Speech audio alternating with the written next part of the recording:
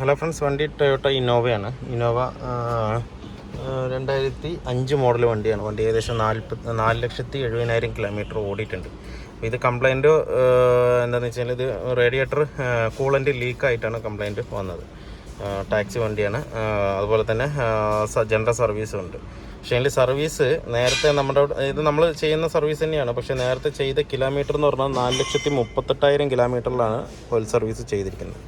അതിനുശേഷം ഇപ്പോൾ വന്നിരിക്കുന്ന പറഞ്ഞു കഴിഞ്ഞാൽ 4,70,000 ഏകദേശം 30,000 കിലോമീറ്റർ ഓടിയിട്ടാണ് അടുത്ത സർവീസിന് വന്നിരിക്കുന്നത്. അപ്പോൾ നമുക്ക് എഞ്ചിൻ ഓയിലിൻ്റെ കണ്ടീഷനും കാര്യങ്ങളും നോക്കാം. നമ്മളിതിൽ ഒഴിക്കുന്ന ഓയിൽ മൊബൈലിൻ്റെ ഓയിലാണ്. ഇനിയിപ്പോൾ ഓയിൽ ലെവൽ ഉണ്ടോ ഇല്ല എന്നുള്ളത് ഞാൻ നോക്കിയിട്ടില്ല. അപ്പോൾ ഞാനും വിളിക്കാൻ വിട്ടുപോയി കസ്റ്റമറിനെ. കസ്റ്റമർ ഇങ്ങോട്ട് ചോദിക്കുക ചെയ്ത് സർവീസ് ഇതുവരെ ചെയ്തിട്ടില്ല. അപ്പോൾ അതെന്താ എത്ര കിലോമീറ്റർ എന്നുള്ളത് നോക്കാൻ വേണ്ടിയിട്ട് പറഞ്ഞാണ്. അപ്പോൾ നോക്കുമ്പോൾ നമ്മുടെ സിസ്റ്റത്തിൽ ഇതിൽ 43 അതിൽ ലാസ്റ്റ് സർവീസ് ചെയ്ത ഡേറ്റ് കാണിക്കുന്നത്, കിലോമീറ്റർ കാണിക്കുന്നത്. ഇത് 47,000 കിലോമീറ്റർ ഓടി. ടാക്സി വണ്ടി ആയതുകൊണ്ട് ഓട്ടവും കൂടുതലാണ്.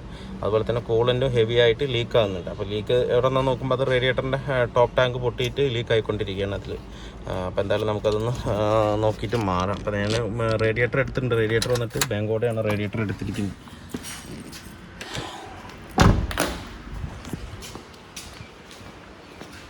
വേണ്ട, അപ്പോൾ റേഡിയേറ്ററിൻ്റെ അപ്പർ ടാങ്ക് കംപ്ലീറ്റ് ആയിട്ട് പൊട്ടിയിരിക്കണം. കണ്ടില്ലേ, ഈ ഭാഗം കംപ്ലീറ്റ് പൊട്ടിയിട്ട് ലീക്ക് വന്നിരിക്കും. ഈ സൈഡ് കംപ്ലീറ്റ് ലീക്ക്. അതുപോലെ തന്നെ അടിയിൽ നിന്ന് ലീക്ക് ഉണ്ട്, ഈ സൈഡിൽ നിന്ന് ലീക്ക് ഉണ്ട്. ഇതിൻ്റെ ലീക്ക് വന്നതല്ല, ഇത് സെപ്പറേറ്റ് ഇവിടെ നിന്ന് ലീക്ക് ഉണ്ടെന്ന് വെച്ചാൽ നമ്മൾ സ്റ്റാർട്ടിങ്ങിൽ ഇട്ട് നോക്കിയപ്പോൾ ഇവിടെ നിന്ന് വെള്ളം പുറത്തേക്ക് ചാടുന്നുണ്ട്. അപ്പോൾ നമുക്ക് റേഡിയേറ്റർ മാറ്റിയേ നിവൃത്തിയുള്ളൂ. അപ്പർ ടാങ്ക് മാത്രം മാറ്റാൻ കിട്ടും. പക്ഷേ അത്ര ജെന്യൂൻ ആയിരിക്കില്ല, നമുക്കത് ക്ലിയർ ആയിട്ട് കിട്ടില്ല. അപ്പോൾ പിന്നെ നമുക്ക് റേഡിയേറ്റർ കംപ്ലീറ്റ് ആയിട്ടാണ് ഇതിനകത്ത് മാറ്റിയിരിക്കുന്നത്. നമ്മളിത് ബാങ്കോണ്ട റേഡിയേറ്ററാണ് ഇതിനകത്ത് കയറ്റിയിരിക്കുന്നത്. കുഴപ്പമില്ലാത്ത മേക്കാണ്. ഔട്ടർ മാർക്കറ്റിൽ ഏറ്റവും ബെസ്റ്റായിട്ടുള്ള റേഡിയേറ്ററാണ് ബാങ്കോടെ റേഡിയേറ്റർ. നമ്മളത് മാറ്റിയിട്ടുണ്ട്. ഇപ്പോൾ റേഡിയേറ്റർ കയറ്റിയിട്ടുണ്ട്. ഇതിൻ്റെ ഓയിൽ സ്റ്റിക്ക് ഒന്ന് എടുക്കുക, ഓയിൽ. അതുപോലെ തന്നെ ഈ ഭാഗത്തുനിന്ന് ചെറിയ ഓയിൽ ലീക്കും വരുന്നുണ്ട് ഈ ജാൻ്റെ സൈഡിൽ നിന്ന്. അത് നമുക്കൊന്ന് നോക്കിയിട്ട് ക്ലിയർ ചെയ്യണം. പോസ്റ്റ് നോക്കുന്നുണ്ട്. ഓയിൽ ലെവൽ കുറവാണ്, പക്ഷേങ്കിൽ ഓയിലിൻ്റെ കണ്ടീഷൻ കണ്ടില്ല. 30,000 കിലോമീറ്റർ ഓടിയ ഓയിലാണ്. ഒന്നുകൂടെ എടുക്കുമ്പോൾ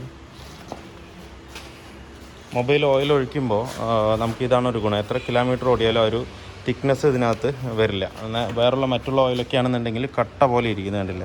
ഇതിൻ്റെ കളർ തന്നെ വേരിയേഷൻ കറക്റ്റായിട്ട് വന്നിട്ടില്ല. കാർബൺ തിരികെ ഉണ്ടോ?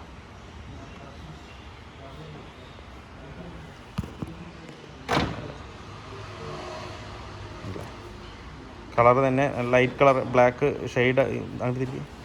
ഷെയ്ഡ് പോലെ തന്നെയാണ് കാണുന്നത്. ഒരു കട്ടിയോ കാര്യങ്ങളോ. പക്ഷേ ഓയിൽ ലെവൽ കുറഞ്ഞിട്ടുണ്ട്. അപ്പോൾ എന്തായാലും നമുക്ക് ഓയിൽ ചേഞ്ച് ചെയ്യണം. അതാണ് മൊബൈൽ ഓയിൽ ഒഴിക്കുമ്പോൾ നമുക്ക് ഇതാണ് ഒരു ഗുണം. എന്താ വെച്ച് കഴിഞ്ഞാൽ ഇതിപ്പോൾ ഓടിയിരിക്കുന്നത് പറഞ്ഞാൽ 30,000 കിലോമീറ്ററാണ്. ഒരിക്കലും അത് ഹാർഡാവില്ല. അതുകൊണ്ട് എഞ്ചിന് വലിയ ബുദ്ധിമുട്ട് സംഭവിക്കില്ല. ആ ഓടുന്ന കണ്ടീഷനിൽ അങ്ങനെ ഓടുന്നു മാത്രം. ഓയിൽ കൺസപ്ഷൻ ഉണ്ടെന്നുണ്ടെങ്കിൽ കുറയുന്നു മാത്രമേ ഉള്ളൂ. അതുകൊണ്ട് നമ്മൾ എപ്പോഴും റെക്കമെൻഡ് ചെയ്യുന്നത് മൊബൈൽ ഓയിലിന്. അപ്പോൾ എന്തായാലും നമുക്കിതിൽ ഓയിൽ സർവീസും കൂടെ ചെയ്യാം. അതുപോലെ തന്നെ റേഡിയേറ്റർ ഇപ്പോൾ ചെയ്തിട്ടുണ്ട്. ഇപ്പോൾ ബാക്കിയുള്ള പിടിപ്പിച്ചതിന് ശേഷം ഓയിൽ സർവീസും ജനറൽ സർവീസും കംപ്ലീറ്റ് ആയിട്ട് ഇതിനകത്ത് ചെയ്യും. അപ്പോൾ നമ്മുടെ ഇന്നോവയുടെ വർക്ക് ഫുള്ളി കംപ്ലീറ്റ് ആയിട്ടുണ്ട്. ഇതിലിപ്പോൾ നമ്മൾ ചെയ്ത റേഡിയേറ്റർ മാറി ഒരു സർവീസും ചെയ്തു. ഓയിൽ സർവീസ് കാര്യങ്ങളും ചെയ്തിട്ടുണ്ടായിരുന്നു. പിന്നെ അതുപോലെ ഇവിടെ ഹെവി ആയിട്ട് ഓയിൽ ലീക്കിൻ്റെ കാര്യങ്ങളുണ്ടായിരുന്നു. അത് നമ്മൾ ക്ലീൻ ചെയ്ത് മൊത്തം വാട്ടർ വാഷും ചെയ്ത് ക്ലീൻ ചെയ്ത് റെഡിയാക്കിയിട്ടുണ്ട്.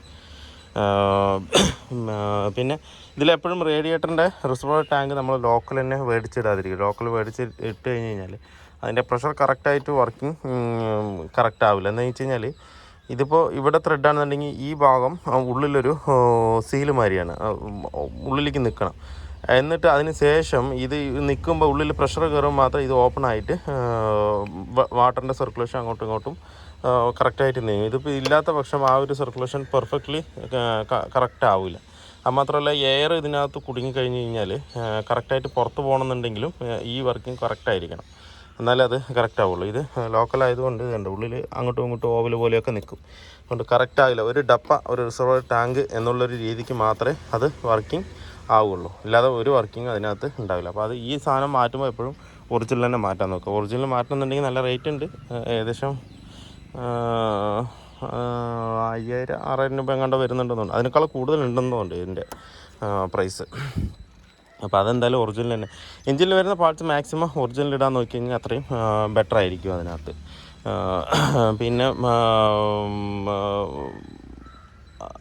നമ്മൾ ഓയിൽ സർവീസും കാര്യങ്ങളും ചെയ്തിട്ടുണ്ട്. 30,000 കിലോമീറ്റർ ഓടിയിട്ടാണ് വണ്ടി വന്നിട്ടുണ്ടെന്നുണ്ടെങ്കിൽ നമ്മൾ ഒഴിക്കുന്ന ഓയിൽ മൊബൈലിൻ്റെ ഓയിൽ ആയതുകൊണ്ട് നമുക്ക് അത്രയ്ക്കും ഓയിലിന് തിക്നെസ്സോ കാര്യങ്ങളോ ഒന്നും വന്നിട്ടില്ല. വേറെ മറ്റു ഓയിലിനെ ഞാൻ കമ്പയർ ചെയ്ത് കുറ്റം പറയുന്നതല്ല, പക്ഷേ മറ്റുള്ള ഓയിൽ നമ്മൾ യൂസ് ചെയ്തിട്ടുണ്ട്. അത് യൂസ് ചെയ്യുമ്പോൾ ഈ ഒരു 10,000 കിലോമീറ്റർ ഓടിയിട്ട് വരുമ്പോൾ തന്നെ ഏകദേശം ഓയിലിന് നിങ്ങൾക്ക് തന്നെ നോക്കിയാൽ മതി, നിങ്ങളുടെ വണ്ടിയിൽ ഏതാണോ ഓയിൽ ഒഴിക്കുന്നത് ആ വണ്ടിയുടെ സ്റ്റിക്കൊന്ന് എടുത്തിട്ട് നോക്കിയാൽ മതി. മറ്റേ 10,000 കിലോമീറ്റർ ഓടിയതിൻ്റെ ഓയിലിൻ്റെ തിക്നെസ് ഒന്ന് നോക്കിയാൽ മതി, കറക്റ്റ് അറിയാൻ പറ്റും. പക്ഷേ മൊബൈൽ ഓയിൽ ഫുള്ളി സിന്തറ്റിക് അല്ലെങ്കിൽ സാധാരണ നോർമൽ 15W40 ഒഴിച്ചാൽ തന്നെ തിക്നെസ്സിന് യാതൊരു വ്യത്യാസവും അതിനകത്ത് വരില്ല. കളർ ചേഞ്ചിങ്ങും 100-ൽ 90% കുറവായിരിക്കും മറ്റേ ഓയിലിനെ അപേക്ഷിച്ചിട്ട്. അപ്പോൾ ഹൈലി റെക്കമെൻഡഡ് ആണ് ഞാൻ മൊബൈൽ ഓയിൽ. എന്താണെന്ന് വെച്ച് കഴിഞ്ഞാൽ 10-15 വർഷമായി ഞാൻ മൊബൈൽ ഓയിലിൽ തന്നെ ചെയ്യുന്നത്. പുറത്താണെന്നുണ്ടെങ്കിൽ ഇവിടെ ആണെന്നുണ്ടെങ്കിലും മൊബൈൽ ഓയിൽ മാത്രമേ നമ്മൾ യൂസ് ചെയ്തിട്ടുള്ളൂ. അപ്പോൾ അതുകൊണ്ടാണ് അതിനെക്കുറിച്ച് പറയാൻ കാരണം. എന്ന് വെച്ച് കഴിഞ്ഞാൽ 10,000 നമ്മൾ എഞ്ചിൻ ഓയിൽ ഷെഡ്യൂൾ കുറച്ച് അങ്ങോട്ടോ ഇങ്ങോട്ടോ മാറിയാലും യാതൊരുവിധ ബുദ്ധിമുട്ടില്ല. ഇതിപ്പോൾ 30,000 ഓടി, പക്ഷേ ഇത് തെറ്റ് തന്നെയാണ് ഓടുന്നത്, അത്രയും ഓടുന്നത് തെറ്റ് തന്നെയാണ്. എന്ന് വെച്ച് കഴിഞ്ഞാൽ ഓയിൽ ലെവൽ കുറഞ്ഞു. 30,000 കിലോമീറ്റർ പറയുമ്പോൾ ചിലപ്പോൾ ഒരു 10,000 കിലോമീറ്ററിന് 1 ലിറ്റർ ഓയിൽ കുറയും. അങ്ങനെ എന്താണെന്ന് വെച്ച് കഴിഞ്ഞാൽ അത് കത്തിപ്പോകുന്നതല്ല, നമ്മുടെ ടർബോ എന്ന് ചെറിയൊരു ലീക്ക് എന്തായാലും വരും, എല്ലാ വണ്ടിക്കും വരും. വരുമ്പോൾ ഒരു 10,000 കിലോമീറ്ററോളം ഒരു 1 ലിറ്റർ ഓയിൽ കുറയാൻ ചാൻസ് ഉണ്ട്. അപ്പോൾ ഒരു 30,000 കിലോമീറ്റർ പറഞ്ഞാൽ 3 ലിറ്റർ ഓയിൽ കുറയും. ഇനിയിപ്പോൾ അതിൽ കൂടുതൽ ഓടുകയാണെങ്കിൽ ഇല്ലാന്നുണ്ടെങ്കിൽ വേറെ എന്തെങ്കിലും ഇഷ്യൂസ് ഉണ്ടെന്നുണ്ടെങ്കിൽ അത് ഒരുപാട് ബുദ്ധിമുട്ടിലേക്ക് തന്നെ പോവുള്ളൂ. അപ്പോൾ അതുകൊണ്ട് ഷെഡ്യൂൾ കറക്റ്റ് ആക്കണം. എന്നാലും നമ്മൾ ഒഴിക്കുന്ന ഓയിൽ മൊബൈലാണെന്നുണ്ടെങ്കിൽ നിങ്ങൾ ഫസ്റ്റ് ടൈമാണ്, ഇപ്പോൾ വേറൊരു ഓയിലാണ്, വേറെ ഏതെങ്കിലും ഓയിലാണോ ഒഴിക്കുന്നത്, ഫസ്റ്റ് ടൈമാണ് മൊബൈൽ ഒഴിക്കണമെന്നുണ്ടെങ്കിൽ ഒരു 3 സർവീസ് ആയാൽ മാത്രമേ ആ ഒരു ഓയിലിൻ്റെ പെർഫോമൻസ് നിങ്ങൾക്ക് കറക്റ്റ് കിട്ടുള്ളൂ.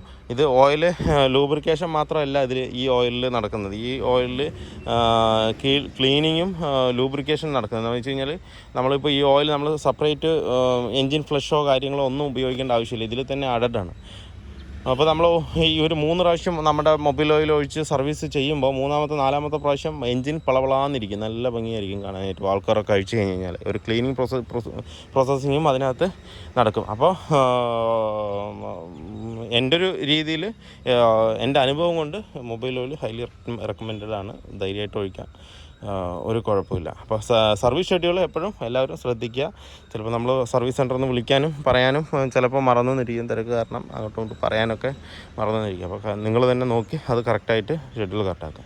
അപ്പോൾ വർക്ക് ഫുള്ളി കംപ്ലീറ്റ് ആയിട്ടുണ്ട്. അപ്പോൾ വീഡിയോ എല്ലാവർക്കും ഇഷ്ടമായിരുന്നു ലൈക്ക് ചെയ്യുക, ഷെയർ ചെയ്യുക, അതുപോലെ തന്നെ സബ്സ്ക്രൈബ് ചെയ്യാതെയാണ് വീഡിയോ കാണുന്നതെങ്കിൽ സബ്സ്ക്രൈബ് ചെയ്ത് സപ്പോർട്ട് ചെയ്യുക. അപ്പോൾ മറ്റൊരു വീഡിയോയിൽ കാണുന്നവരെ എല്ലാവർക്കും ബൈ.